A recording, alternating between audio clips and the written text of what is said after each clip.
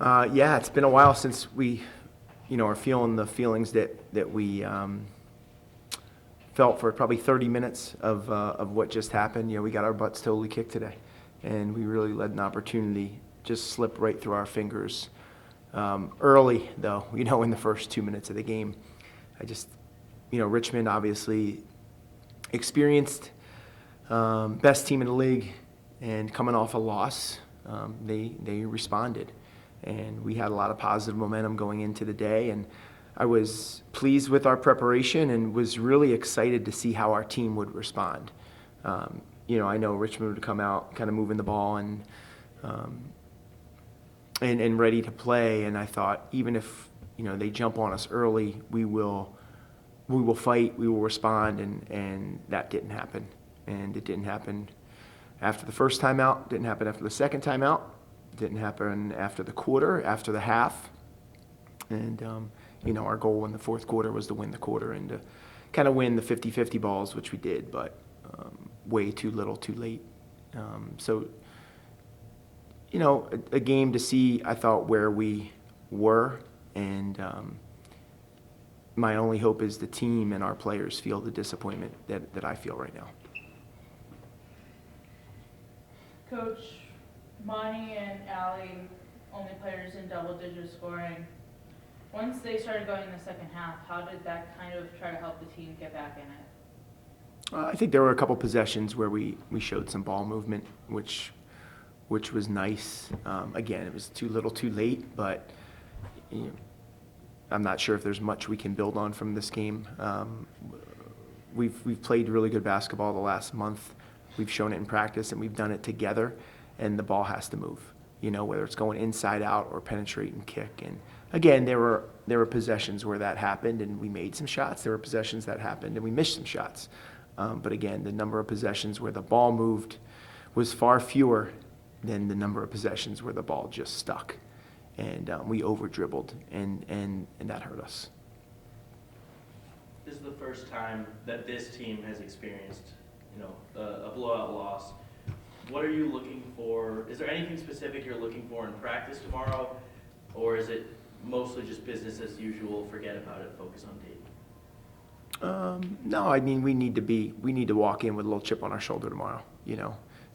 Again, there's the disappointment from today has to fuel you. And I was really pleased with our first two games, obviously, two double-figure wins, winning one on the road. And I don't think we relaxed on the court physically, mentally. But today we really looked like we had relaxed, and we looked like we accomplished something. And the only thing we accomplished was winning two games and having the opportunity in the next one. And so I hope the disappointment, today does fuel tomorrow. And then we'll get after it physically on the court. So I expect to see a response. And then, Imani Mikhail, can you just talk about how you've seen her grow this season, and then in general what she brings to the team? Yeah, I mean, I've really seen a ton of growth, and she's had such a positive, a little bit of a roller coaster ride, as most freshmen do, but so positive from my perspective, and I've shared that with her. Obviously, she's a difference maker, handling the basketball and breaking down the defense. I think we've continued to talk with her about decision making. When she does beat the defense, it's time to pull up, it's time to make the extra, it's time to, she shot a couple floaters today, which was good to see. And I really, I think she missed a pull up, but I thought it was a great decision off a ball screen. So we continue to work with her decision making. She adds a different dynamic, and, quite honestly, she's a sixth starter with the minutes she plays. We rely on her a lot, and I think she's doing a great job. When we moved her from the starting lineup, I forget, 5 or 6 games ago maybe, she just handled it so well, took it in stride, showed up the next day at practice ready to work, and I've been really proud of her response, and just look forward to coaching her every day. And going off of that, how can you sometimes see players respond, if they start coming off the bench, whether it's an opportunity to see the game from the sidelines before they jump in, or even just a different opportunity to be a spark off the bench? How have you seen her adapt in that role?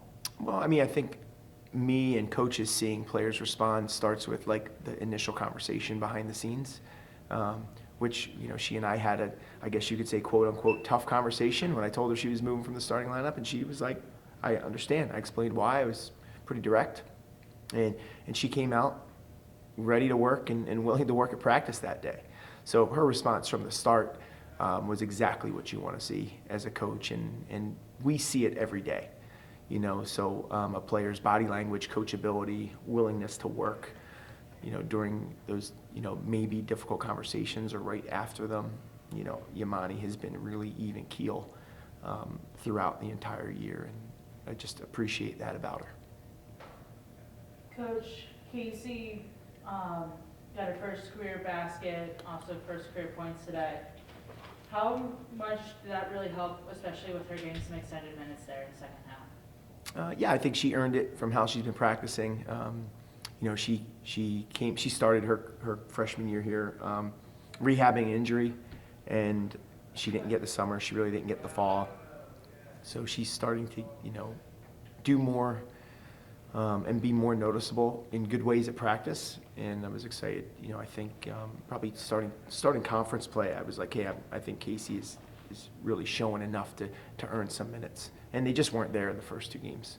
You know, so I was excited. We went 4 guards there late in the first half just to try and change some momentum.